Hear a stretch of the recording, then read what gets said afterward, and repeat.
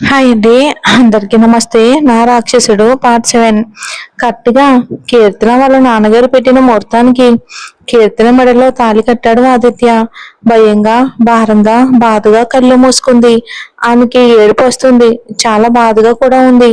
వచ్చే ఏడుపుని ఆపుకుంటుంది. పెళ్ళైన తర్వాత ఆదిత్య నేరుగా కీర్తనను తీసుకుని వెళ్ళి పెళ్లి మండపానికి బయలుదేరాడు. 2 గంటల నుంచి కీర్తన కోసం మొత్తం పెళ్లి మండపంలోనే వెతుకుతున్నారు. కీర్తన తల్లిదండ్రులు, కౌశిక్ ఎవరికి అర్థం కాలేదు ఎక్కడికి పోయింది అనేది. కారు దిగి కీర్తన చేయి పట్టుకుని లోపలికి వస్తున్నాడు ఆదిత్య. ఆదిత్యాన్ని చూడగానే, అతనితో పాటు కీర్తనని చూడగానే అక్కడ ఉన్న ప్రతి ఒక్కరూ ఆశ్చర్యపోయారు. ఎవరికి ఏం మాట్లాడాలో తెలియడం లేదు. కంప్లీట్ గా డీప్ షాక్. అసలు ఎవరికి ఏం చెయ్యాలో కూడా ఏం అర్థం కావట్లేదు. అలాగే నిలబడిపోయారు స్టాచ్యూలా. కీర్తన అందరు ముందుకు వచ్చి నిలబడింది మండపంలో. అందరిలో మొదటగా స్పృహలోకి వచ్చింది కౌశిక్. కీర్తన, ఏమైంది? ఎక్కడికి వెళ్ళావు? నీకోసం ఎంతగా వెతుకుతున్నామో తెలుసా మండపంలోని. నీతో ఆదిత్య ఎందుకున్నాడు? కీర్తన సమాధానం చెప్పలేదు. వాళ్ళ అమ్మగారు ముందుకొచ్చారు. ఎక్కడికి వెళ్ళావు? ఎంత టెన్షన్ పడ్డామో తెలుసా నీకోసం? ఎక్కడెక్కడ వెతికామో నీకేం తెలుసు? తా, ముహూర్తానికి టైం అవుతుంది అని అంటూ ఆమె కీర్తన చేయి పట్టుకుని ముందుకు కదిలారు. ఆదిత్య తన చేయి పట్టుకుని ఆపేశాడు. కీర్తన వాళ్ళ అమ్మగారు ఆశ్చర్యంగా చూశారు. ఆదిత్య చెయ్యి పట్టుకుని గట్టిగా లాగితే కీర్తన వచ్చి అతని పక్కనే నిలబడి, ఏంటి అత్తయ్య గారు, ఇంత చూసి కూడా మీరు ఇలా మాట్లాడుతున్నారు? కీర్తన నాతో పాటు వచ్చింది. తన మెడల్లో చూడండి పెద్దవారు. అది కూడా చూసి అర్థం కాకపోతే ఎలా చెప్పండి అన్నాడు ఆదిత్య. కీర్తన వాళ్ళ మదర్ చాలా షాక్ అయిపోయింది. చూస్తూ ఉన్నారు ఆవిడ. తన కూతురు మెడలోని మంగళసూత్రం, ఆమె తల మీద ఉన్న కుంకుమ చూడగానే ఆవిడ షాక్ అయిపోయారు. కీర్తన, ఏంటిది అని అరిచారు చాలా గట్టిగా. ఇతన్ని పెళ్ళెందుకు చేసుకున్నావు చెప్పు, వాడు బెదిరించాడు కదా నిన్ను అని అన్నారు. తనని అలా చూసిన తర్వాత ఇంకెవరికి నోటమాట రాలేదు. అందరూ షాక్ అయిపోయారు. కౌశిక్ కీర్తన ముందుకొచ్చి, ఏం జరుగుతుంది అసలు? నిజంగానే నువ్వు ఆదిత్యాన్ని పెళ్లి చేసుకున్నావా అని అడిగాడు ఆమె వైపుకు చూసి బాధగా. వాళ్ళ నాన్నగారు కూడా ముందుకొచ్చారు. నిజం చెప్పు కీర్తన అని. వర్షకు అసలు ఏం అర్థం కావట్లేదు అక్కడ జరిగేది. అందరూ కూడా ఆమె చుట్టూ నిలబడ్డారు.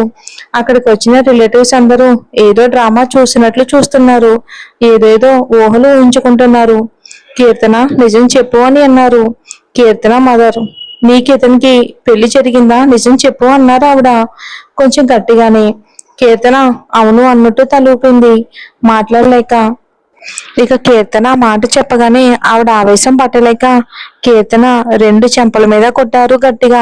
పెళ్లి మండపంలో అందరి ముందు మళ్ళీ ఇంకొకటి కొట్టాలి అని చూసేసరికి ఆమె చెయ్యి పట్టుకున్నాడు ఆదిత్య గట్టిగా.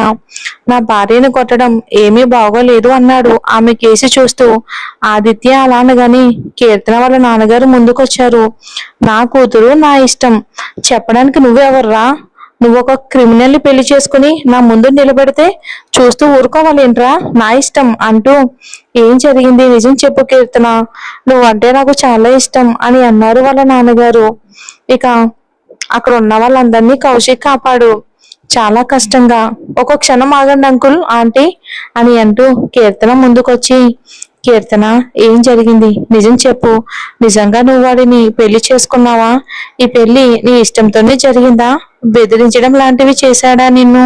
చెప్పు, ఏం జరిగింది? నేను చూసుకుంటాను, చెప్పు ప్లీజ్ కీర్తన అన్నాడు కౌశిక్ ఆమె వైపుకు చూస్తూ.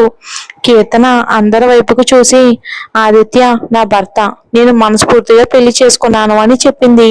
ఆ మాట వినగానే అందరూ నివ్వెరపోయారు. కీర్తన తండ్రి ముందుకొచ్చి, లేదు కీర్తన, నువ్వు చెప్పేది తప్పు. నా కూతురు ఎటువంటి పరిస్థితుల్లోనూ తప్పు చేయదు. ఏం జరిగింది అనేది నాకు తెలియాలి. నువ్వు ఇతన్ని పెళ్లి చేసుకున్నావు అంటే ఖచ్చితంగా ఏదో జరిగింది. ఎందుకంటే నా కూతురు గురించి నాకు బాగా తెలుసు. తను ఎలాంటి వ్యక్తిత్వం కలదు అని అది కూడా తెలుసు. ఖచ్చితంగా నా కూతురు తప్పు చేయటం ఖచ్చితంగా చేయదు. ఎందుకంటే చిన్నప్పటి నుంచి తనని నా గుండెల మీద పెట్టుకుని పెంచాను. నా కూతురు క్యారెక్టర్ ఏంటి అనేది నాకు తెలియదా? కీర్తన, నిజం చెప్పు తల్లి, అసలు ఏం జరిగింది? ఎందుకు నువ్వు ఇతన్ని ఇంత తొందరగా మ్యారేజ్ చేసుకోవాల్సి వచ్చింది? నేను ఎవరైనా భయపెట్టారా, లేదా నిన్ను బాధ పెట్టారా? ఇతడు నిన్ను బ్లాక్మెయిల్ చేశాడా, లేదంటే మమ్మల్ని ఏమైనా చేస్తాను అన్నాడా?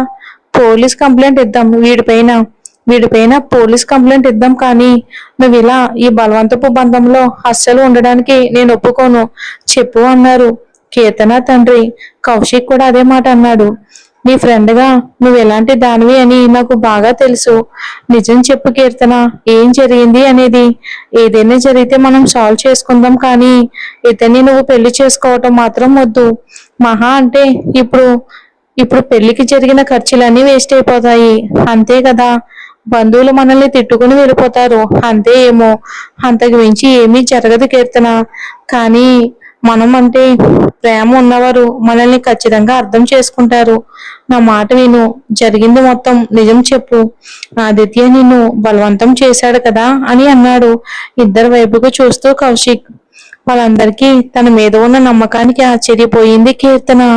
నిజంగానే తన కుటుంబం తనని ఎంతగానో ప్రేమిస్తూ ఉంది అనుకుంది. కానీ తను ఏం చేస్తుంది? ఒక క్షణంలో వాళ్ళ నమ్మకాన్ని మొత్తం నేల మీద పడేసింది. తను ఒక మంచి డాక్టర్ కాదు అని తనలో తానే అనుకుంది. కళ్ళల్లో నీళ్లు వస్తూ ఉంటే వెంటనే వాటిని తుడుచుకుని, నేను నిజమే చెప్తున్నాను, అబద్ధం చెప్పడం లేదు. నాకు ఆదిత్య అంటే చాలా చాలా ఇష్టం. కాలేజీలో ఉన్నప్పటి నుంచి అతన్ని ప్రేమించాను. అతను మాత్రమే కావాలి అనుకున్నాను. కానీ మీరు నా నిర్ణయం ఏంటి అనేది తెలుసుకోకుండా కౌశిక్తో నా పెళ్లి నిశ్చయం చేశారు. అది నేను ఏమాత్రం తట్టుకోలేకపోయాను. జీవితాంతం ఇష్టం లేని పెళ్లి చేసుకుని సుఖంగా ఉండలేను కదా. I love Aditya very much, he's my life. అందుకే తనతో పాటు సంతోషంగా ఉండొచ్చు అని వెళ్ళిపోయాను. అంతకు మించి మరేమీ లేదు.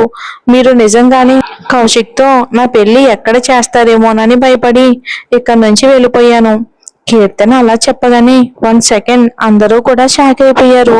కీర్తన వాళ్ళ డాడీ ముందుకొచ్చి, నీ నిర్ణయం ఏదైనా సరే దానిని నేను రెస్పెక్ట్ చేస్తాను. నీ లైఫ్ నీ ఇష్టం.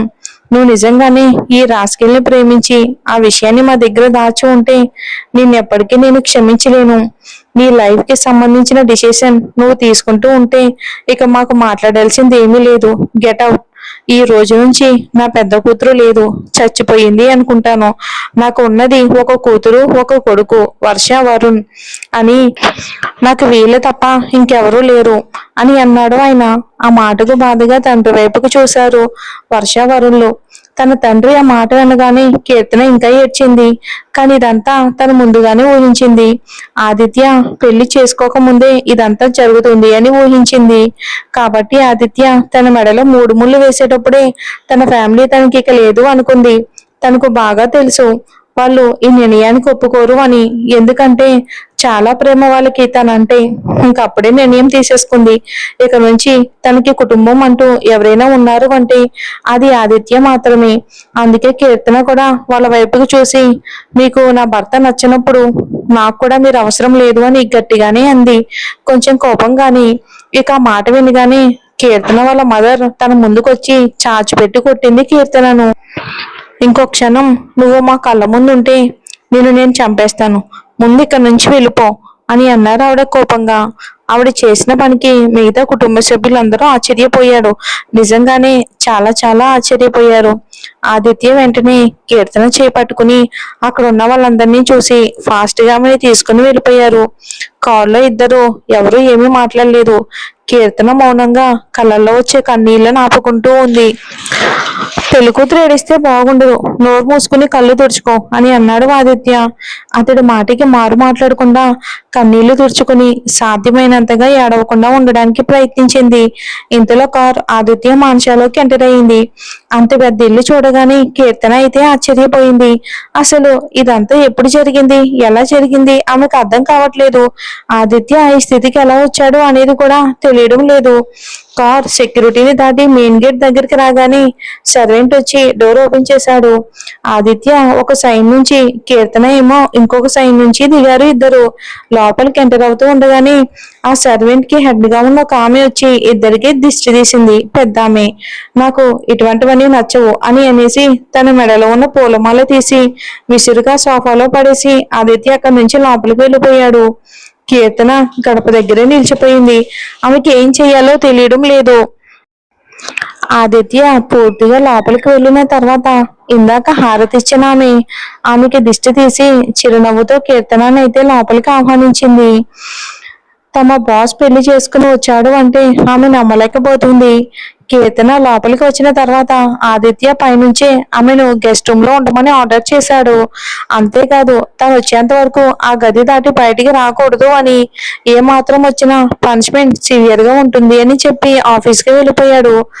ఇక కీర్తన ఏడుస్తూ కూర్చొని ఉండిపోయింది అలా గదిలో. ఇప్పటి వరకు పాస్ట్ జరిగిందన్నమాట. తన పెళ్లి ఎలా జరిగింది ఏంటి అనేది కీర్తన ఆ గదిలో కూర్చొని ఏడుస్తూ ఆలోచించుకుంటుంది. ఇక నుంచి మనం ప్రెజెంట్ కి వచ్చేద్దాం, ఏం జరుగుతుందో చూద్దాం. అలాగే ఈ రోజు ఒక ఎపిసోడ్ మాత్రమే ఇస్తానండి, కొంచెం హెల్త్ బాగాలేదు అందుకే.